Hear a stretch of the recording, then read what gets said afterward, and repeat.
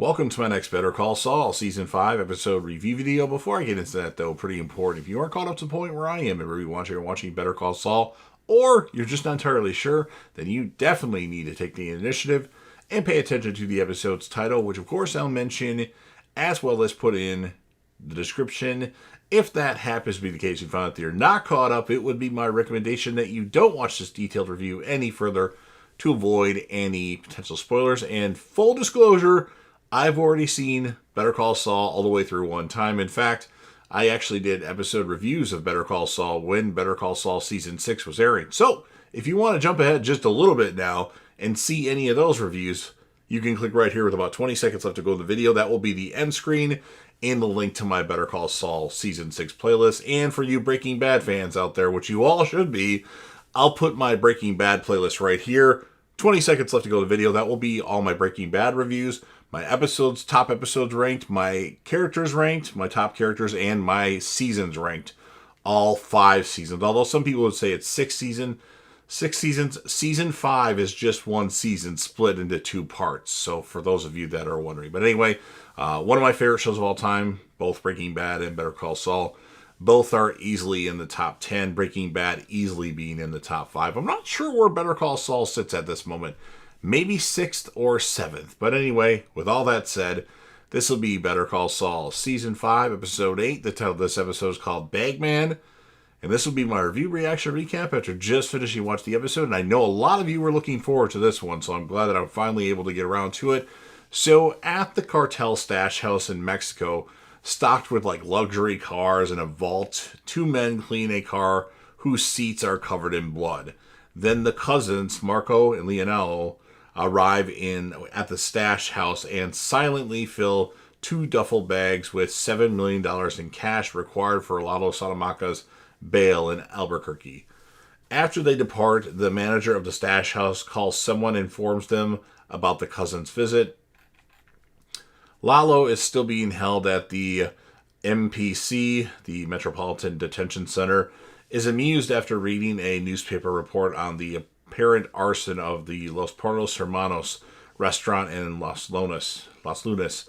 He gives Jimmy directions to the site of his meeting place with the cousins. Jimmy tries to get out of the assignment by suggesting that they can come directly to Albuquerque or that Nacho can pick it up. Lalo refuses, assuring Jimmy that he is the guy for this. When he is still reluctant, Lalo says that he will find someone else. Jimmy is about to leave, but turns around at the door and demands $100,000 as a commission. And then Lalo Salamanca agrees. So Jimmy could have got out of this, but he wanted money, and well, he probably regrets it. Although he's fine after it, but yeah, anyway, Kim returns to the apartment and is surprised to see Jimmy taking a bath in the evening. He tells her that he is preparing for an early morning trip the next day. After coming out of the bath, he tells Kim about his assignment in the desert. Kim expresses her strong disapproval, even offering to go with him to the meet. After some coaxing and messing around with her, Jimmy is able to convince her to let him take the trip. Surprisingly, actually. Having crossed the border into Mexico, a nervous Jimmy stands near a well designed as a meeting spot, practicing his prepared Spanish dialogue as well as straightening his tie and cleaning a spot off his shoe with some drinking water. After some time, the cousins, Marco and Leonardo, arrive, and Jimmy tells them that he is some abogado lawyer sent by Lalo Salamanca. The cousins maintain their characteristic, silence and place the duffel bags in Jimmy's hands without saying a single word. They return to the car and leave. Jimmy puts the bags in the trunk of his Suzuki and checks the contents. During his return journey to Albuquerque, an SUV starts to tail Jimmy. Soon he is surrounded by a convoy of vehicles and is forced to stop. Armed men exit the vehicles and force Jimmy to surrender. The leader of the gunmen snatches Jimmy's keys and checks the trunk for bags. He orders his men to kill Jimmy, but just before one of the men can pull the trigger, he is shot dead by an unseen sniper A gunfight ensues as Jimmy drops to the ground and crawls behind his car for cover. The gunmen get picked off one by the sniper, but one of them escapes. The sniper approaches from his hideout and is revealed to be Mike. Mike is forced to drive Jimmy's car after he finds out gunfire from the surviving gunman has hit the radiator in his truck and it's now leaking fluid. As they are driving, Mike tries to console a traumatized Jimmy by saying that he should be happy that he's alive. Suddenly, the engine sputters to a halt. After further inspection, Mike concludes that the alternator was shot. The two men collect all the essentials from the car and wreck it by pushing it into a nearby ravine. They leave the road to avoid the surviving gunmen traveling through the open desert. Jimmy carries the heavy, money-filled duffel bags. When they stop at a spot to rest, Jimmy suggests digging a hole to hide the bags for later retrieval. Mike disagrees, but Jimmy attempts to dig anyway with his license plate. Mike then spots the surviving gunman's SUV in the distance. He orders Jimmy to stop digging since the reflective license plate might attract his attention. After the SUV leaves, Mike states that the gunman is doing a grid search for them, indicating he must have found Jimmy's red car. As the sun starts to set, Mike builds a campsite. Jimmy suggests continuing the journey through the night, which will be cooler than during the day, but Mike dismisses the idea as they'll get them injured from an unseen fall. They'll break a leg in a gopher or pothole or whatever he said. Jimmy tells Mike that Kim will be worried at his absence, saying she is probably thinking that his dead body is lying in a ditch, inadvertently revealing that she knows about Jimmy's criminal dealings.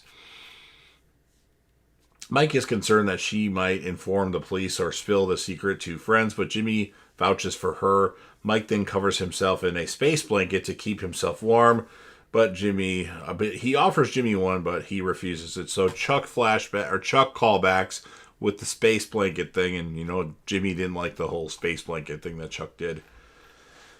Kim actually visits Lalo Salamanca at the detention center, demanding that he divulge the location of Jimmy's assignment. Lalo is irritated to hear that Kim knows about the trip and is amused upon hearing that she's Jimmy's wife.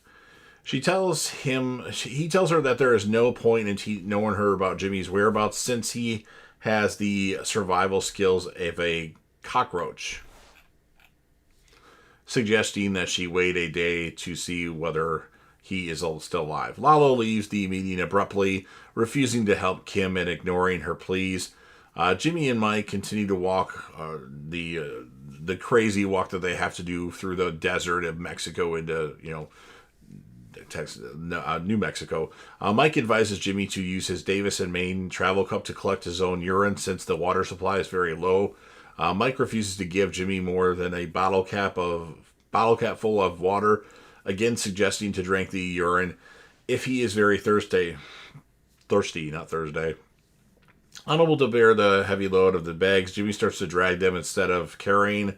After some time, one of the bags tears open and bills fall out. Mike notices this, and Jimmy attempts to collect them. He steps on a cactus and injures his foot. He lies down and says he cannot take it anymore. Mike tells him that he should remember the reason why he is doing all this in the first place. When Jimmy asks Mike what his motivation is, he says he has people who are not involved in the game but depend on him for survival, referring to Stacy and Kaylee.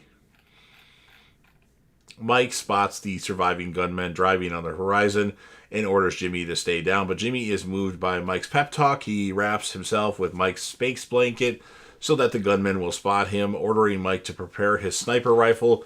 He carries the bags toward the nearby road as bait for Mike's target. The gunman spots Jimmy and drives toward him at full speed. Mike takes an initial shot but misses, then takes a second shot that successfully hits the gunman as he was about to run over Jimmy. The car flips over and crashes. Then Mike inspects the crash and finds the gunman's water jug has been destroyed in the crash. Damn it. Thirsty and frustrated, Jimmy takes his Davis in Maine bottle engulfs a good amount of his own piss, and then Mike and Jimmy continue their road trip, and that's what ends this episode of Better Call Saul. So I'm going to give this episode a 9.1 out of 10, a crazy good episode. And then the character of the episode is going to be Mike, because I'm not going to give it to Jimmy because he's the character of every episode. So Mike is definitely the secondary character, although good performances in a limited amount of time for Lalo and Kim Wexler. So you've heard everything I have to say. Now it's your turn. If you're a fan of Better Call Saul, Breaking Bad, or El Camino, Breaking Bad movie, and you want to help me out with the YouTube algorithm, please make sure that you Hulk smash the like button, share this video with a friend, put this video on any one of your social media platforms. Don't forget to sound off in the comment section about what your thoughts are on this episode of Better Call Saul. What would you score it? Who would be your character of the episode? And anything else that you want to add? And then last but certainly not least, don't forget to hit that sub button, subscribe to the channel, join the team, show your damn support, and be a part of something special. And you never know what you're going to see on JDev TV.